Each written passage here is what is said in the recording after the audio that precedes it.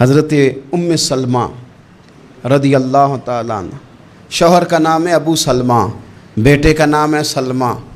کہتی ہیں میں، میرا شوہر، میرا بیٹا، تینوں، چھوٹا بیٹا میرا، ہم نکلے مکہ مکرمہ سے مدینہ طیبہ جانے کے لیے۔ ایک کی بیٹا ہے، خاندان جمع ہے، شوہر کی گود میں بیٹا، اونٹ کے پیچھے میں۔ فرماتی ہیں مدینے کی سرحد آ گئی تو میرے میکے والے آ گئے، کہنے لگے ابو سلمہ نہیں لے جانے دیں گے مدینے اپنی بیٹی کو۔ میں نے کہا میں مسلمان ہوں، میں تو اپنے شوہر کے ساتھ مدینے جاؤں گی۔ انہوں نے کہا نہیں جا سکتے، تو نے جانا ہے تو جا، ہماری بیٹی نہیں جائے گی۔ زبردستی مجھ سے انہوں نے مجھے میرے شوہر سے الگ کیا۔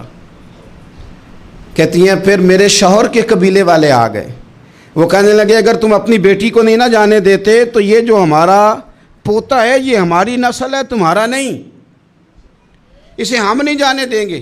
وہ بچہ اپنی طرف کھینچتے تھے، میں اپنی طرف کھینچتی تھی، مدینے کی سرحد پہ۔ یہ جھگڑا زمین کے لیے نہیں ہو رہا، مکان کے لیے نہیں ہو رہا، حضور کے مدینے جانے کے لیے ہو رہا، حضور کے مدینے جانے کے لیے ہو رہا، مدینے جانے کے لیے ہو رہا۔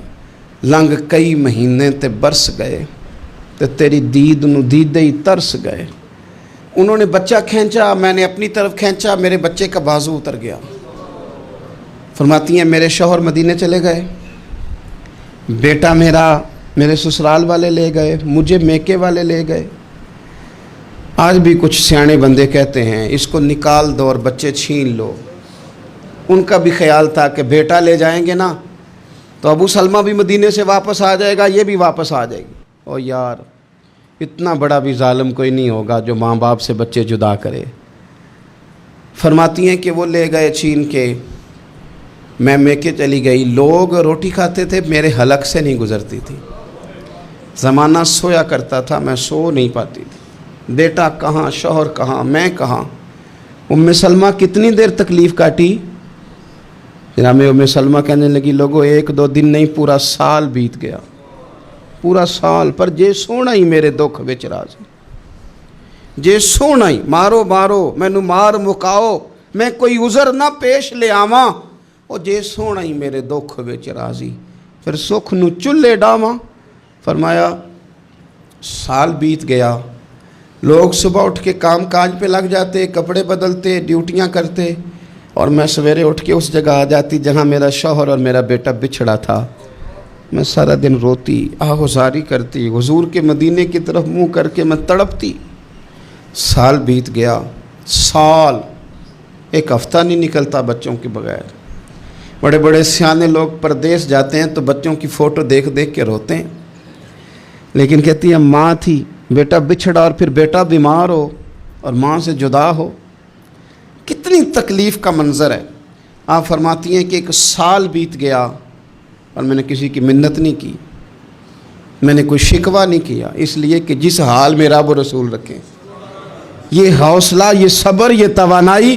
ایک سال کے بعد میرے چچا کا بیٹا میرے پاس سے گزرا، تڑپتے دیکھ کر کہنے لگا میری بہن تو سارا دن روتی رہتی ہے۔ تو میں نے کہا بھائی تمہیں کیا بتاؤں، اس کا شوہر چلا جائے، بیٹا جدا ہو جائے، وہ کیا کرے گی؟ فرماتے اس نے جا کے میرے باپ سے، اپنے والد سے، میرے خاندان والوں سے کہا اس کی سزا کب ختم ہوگی؟ اس غریبنی کا قصور یہ ہے کہ یہ مدینے والے کا کلمہ پڑھتی ہے، اس کی غلطی یہ ہے کہ یہ مسلمان ہو گئی ہے، دین حق قبول کر لیا ہے، کیوں نہیں تم خیال کرتے؟ کہتے ان کے دل نرم ہوئے، وہ رضامند ہوئے مجھے مدینے جانے پہ۔ پھر اس نے کوشش کی میرے سسرال پیغام بھیجے، کب بس کرو، اور بچہ تو چڑیا کا جدا ہو جائے تو وہ تڑپا کرتی ہے، اور تم نے ایک جیتی جاگتی ماں کا بیٹا جدا کیا ہے۔ وہ بھی نرم ہوئے، رب نے اسباب بنائے، میرا بیٹا مجھے ملا۔ کہنے لگے تو رہ جا، میں نے کہا نہیں، تم مسلمان نہیں ہو، تمہیں پتہ نہیں نا، میں یہاں نہیں رہ سکتی، مجھے مدینے ہی جانا ہے۔ اکیلی اتنا سفر، جنگلوں کا رستہ، پہاڑی رستہ طے کر لو گی؟ میں نے کہا میں کر لوں گی۔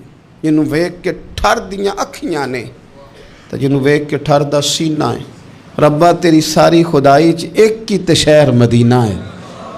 کہتی میں اونٹ پہ بیٹھی، بیٹا میں نے گود میں بٹھا لیا، میں سفر کرنے لگی، پر دل میں کھٹکا تھا کہ اتنا لمبا سفر، بیٹا چھوٹا ہے، کیسے کروں گی؟